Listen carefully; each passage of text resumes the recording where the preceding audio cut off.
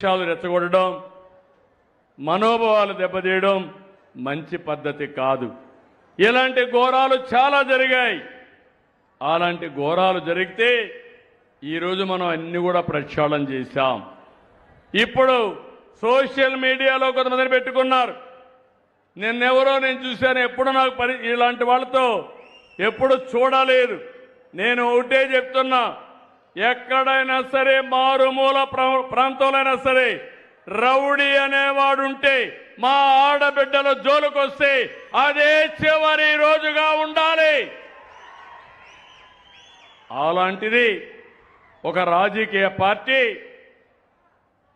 ఒక వ్యక్తి, రావణ్ అనే వ్యక్తి పురాణాలను దూషించాడు, రాముణ్ణి సీతపైన నీచంగా మాట్లాడాడు, తీవ్రవాదాన్ని పాకిస్తాన్ సమర్థించాడు. అలాంటి వాళ్ళకు అండగా ఆర్థిక సహాయం ఈ గొడ్డలి పార్టీ చేసే పరిస్థితి వచ్చింది. ఎంత బరిదిగింపని అడుగుతున్నా, ఇది న్యాయమని అడుగుతున్నాను.